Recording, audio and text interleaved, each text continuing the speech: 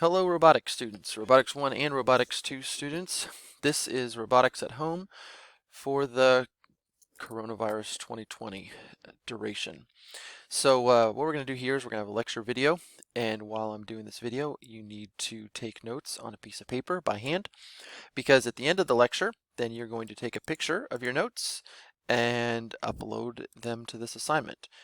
Then there's a little bit more that you're going to have to do, and I'll talk about that at the end. But for right now, let's go and get started with the lecture. So this is a general introduction to robots. Everything that could be considered a robot, from an Arduino attached to a little servo motor or a couple of servo motors up to Optimus Prime there. So we've been dealing with robots a lot this school year, but never really kind of talked about what is a robot. There's several different definitions, but kind of a combination of several of those that I like is a programmable machine that can move stuff. It's more than a computer because it has a physical interaction part, and normally that physical part involves movement. So that's why I say that. But it's not just something that can move stuff, because that would just be like a lever or maybe a wheel. So we've got something that's it's more than a simple machine, more than just a maybe a motor and a lever. It's got to be programmable. That's pretty much the idea whenever we're talking about a robot. Robots can be remote controlled or programmable. That the remote control implies the programmable, I guess you could say. And you can have multiple input sensors and output sensors, output devices like manipulators, claws, screens, and whatnot. And if I can get rid of this little silly guy here, can I move you around here? It's not really being very helpful for me. They don't have to, many look like humans. What's all this now? But some do not. I'm not sure why that's not going away. All right, we're out of here. Next slide. So here's what most people think of when you say robot. Maybe Bender or the Terminator robot or something like that. In all reality, though, when we're talking about robots in industry, we're thinking about these over here. Thinking about the robotic arm that is part of a manufacturing industrial situation, or these guys right here, which this is awesome. These little mobile robots that pick up the shelves at an Amazon fulfillment center. We'll probably watch a video on those sometime very soon. So anyway, the idea is that part of this class is to kind of get you to be thinking about a career in robotics and what that looks like. And it is, if you get a degree in robot, or you can't really get a degree in robots. You could get a degree in mechatronics, electrical engineering, mechanical engineering, things like that. If you were to pursue a career and an education in that, you would be working with stuff that would look more like this and less like this. Now, there is a percentage of the robotics engineering career pathways that deal with humanoid robots, but for the most part, it's other things that are more specialized. So why do we use robots? Well, there's the 4Ds is the traditional answer. We use them for dull jobs, work that's repetitive, requires little thought, but it needs to be done. It needs to be done over and over again with precision and accuracy. And a human just might get distracted if they had to do that for 8 or 10 or 12 hours a day, but you can get a robot to do that for maybe almost 20 or 24 hours a day, and then just do some periodic maintenance. So the idea is you free up the humans to do the thinking and get the robots to do the repetitive, mind-numbing stuff. Dirty jobs, jobs that create create an unfriendly environment for humans. Maybe a lot of dirt, a lot of grease or sludge. Things that are not necessarily going to cause a health problem, but could cause, maybe allergy problems, maybe skin irritation, or over time, just the person would just get really, really dirty all the time, and people don't want that sort of thing. So you have like a trash compactor robot or something like that. Anyway, we'll let you kind of do a little bit of research on that. Difficult jobs were work that involves heavy lifting or rotation. Perhaps, I've seen some of these warehouses. There are arms that, yeah, like robot arms that uh, will lift giant pallets and pick them up. So difficult jobs: heavy lifting, rotation, maybe compressing, and then dangerous jobs. And these are jobs or work that involves an unsafe environment for human, something with extreme heat or something that involves toxic chemicals or radiation. So you can have drones and whatnot fly over top of volcanoes. You can have uh, robots in like a furnace type situation, or handling uh, very hot products, or like I said, also you've got radioactive elements and things like that. So dangerous jobs, that's where we would rather put a robot there, because robot, if something goes wrong, you can just replace it, but humans not so much. What's this? This is an empty slide that doesn't have any pictures. We'll come back to that here at the end of the lecture. What are some of the types of robots? Well, there's industrial robots, and that's the primary use, or the largest use of robots that help make other products. Medical operating robots that they can assist doctors and nurses. Military robots, drones, and other robots to assist the soldiers. Home robots like the robotic vacuum cleaners and such. Um, and I would say, if we're talking about home robot, like the Roomba is a good example. And just to be clear, I don't know if I would consider like a dishwasher, you know, as a robot, because it's not necessarily programmable. It's sort of like a single use machine. Transportation robots, such as self-driving cars and trucks, and then robots that relate to education or entertainment, like the Lego Mindstorm robots, UV3s that we have in class, as well as the Tetrix series of robots. Some categories and terminology. There are, of course, mobile versus stationary robots. There is the manipulator, or the end effector, or the EOAT, the end of arm tooling. There's Wikipedia articles on each one of those. There's also something, the AGV is a word you see thrown around there. That's an automated guided vehicle. So um, this is just a general introduction to robots. You're like, okay, that's great. So so what's next, Mr. Goddard? Where's all the pictures? Well, that's where you're going to come into play. So what I need for you to do, each student, is to pick one bullet point from one slide. For instance, the dull jobs on slide 4. So pick that bullet. Now I've got different bullet points. You know, there's the 4Ds, then there's the industrial, medical, military, you know, each one of these. And what you're going to do is you are going to create 2 slides to help make my presentation better by adding relevant, interesting pictures with captions.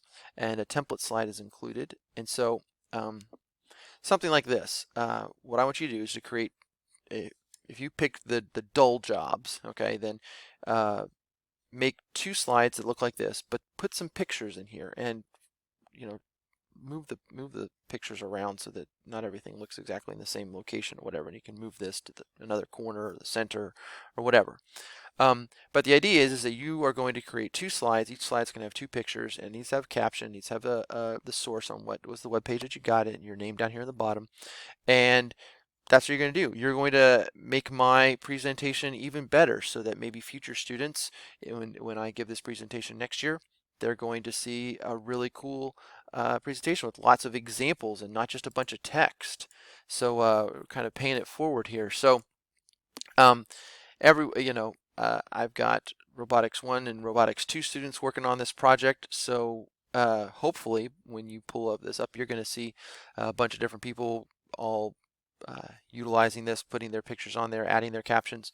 I'm going to want this guy to kind of stay the same. This is the template. Okay, so I'm going to say dull jobs, copy, don't modify. And now you can't see that anymore, but that's okay. I'll just move this down. And now that picture looks really small. But anyway, you get the idea. It's going to be, you're going to put new pictures and things like that in there. So create 2 slides. The template is included. Each slide should have 2 or more pictures. Every picture must have a caption explaining how it relates to the topic, and you must provide a hyperlink to the actual page the picture came from. So this is what I did. Anytime if you do have a link. So for instance, let's say you just do robot, and you do an image search, and you go to the actual page where that is located. Just happens to be on Amazon, and you copy the picture, which of course this one's not going to allow me because it's right there. I've got it's got this feature on it here. Can we copy this? Of course not. Why would you be able to? Let's copy this image. Anyway, the web page that it came from is this, but I'm copying it over here. Whenever you paste the picture in there, and then you want to link the source, then you would just type in, source, and then you can select that word, and then go up here to the insert link, and you can paste in the URL. I'll copy that. I'll right click so you can see that what I'm doing there, and then paste it in there and apply it. And so that's where it's going to show the source. Okay. I do not want to see the actual hyperlink. Yuck. No one wants to see that. We want to see source, then you can click it, and then it'll show that up there. Anyway, you can go back to this video to see how I did that process again. And every picture must have a caption explaining how it relates to the topic. So for instance, say this robot, blah, blah, blah, blah, blah. Humans would usually get bored doing this and end up breaking things or getting distracted or whatever. So I don't just want pictures. I want you to demonstrate to me that you understand how this picture relates to the concept. So for instance, you could, industrial robots. These, if you had pictures of some industrial robots, then you would say this robot is, helps build cars, or helps, is part of an assembly line that does this at this company. That would be great. You might even find that there's some, there's actually companies that make robots, and then they sell them to the different companies. Fanuc is one of those. We'll do a little bit of research on that. Note, do not paste the URL. You'll lose points for doing this. Instead, attach a hyperlink to the word source, just like an example. Add your first and last name to the bottom right of each slide that you add. It's right there. And also, please insert your slide at the relevant spot. So for instance, if you are doing the medical operating robots, we would want those slides to be in between, after this slide right here. And it's going to get pretty busy. We've got all the students are going to be working on this, but hopefully we'll have some really cool pictures by the end of it. Try to find bullet points that your classmates haven't used yet, but for instance, if the point is, I don't want everyone doing dull jobs, or everyone picking difficult or dangerous, or everyone picking industrial or medical operating robots. All right, some people do some military robots, do some drones. Somebody do some battle bots here for the education. Somebody some transportation robots. Maybe if somebody picks Tesla and what's another one of the companies? Uber, for somebody else can do another type of transportation robot. So consider Wikipedia's robots or robotics articles as a starting place. Also Google image search, but particularly if you're looking for the different types of robot pictures. As always, check your grammar and spelling as well as your text for clarity. Please minimize white space and maximize the size of your pictures and text. We want this to be, this is a product. All you're making for me is 2 slides. Let's make them good slides. And I'd love to be able to include your slide in next year's presentation. But if some of them are not good enough quality, then they'll get deleted and we'll just have less. What else? Move the pictures around, add color callouts, whatever. Whenever you create a new slide, you can always just do insert new slide. You can always change the layout. I have this particular theme. Let's not change the theme, but you can apply a specific theme to a specific slide there. So you don't even. In all reality, I don't even really care about themes at this point because I want information, and all themes do is they tend to just actually cut down the workable space of the slide. For instance, um, if I had just used one of these, a title and 2 columns or something like that, or the title only, it cuts down the amount of real estate that I have to actually put more pictures. Meanwhile, if I just throw a text box up here, I can put it wherever I want, even not along the top there. So blank slides are almost better in this case. Now you can throw a complementary background on there. I think that'd be great. You can add callouts or whatever. It's not required. All I am requiring is at least 2 pictures, at least a caption, hyperlink, your name, and proper spelling and grammar. I do have an assignment rubric that's associated with this Google Classroom assignment, so you want to kind of look at that just to make sure that you've got everything covered and you have earned your 100 points. So anyway, thanks for watching. I don't expect this to take, more than an hour. If you're spending more than 30 minutes on each slide, then maybe you need to kind of rethink what you're doing, or ask yourself why it's taking you so long to find 2 pictures and write some helpful text about it.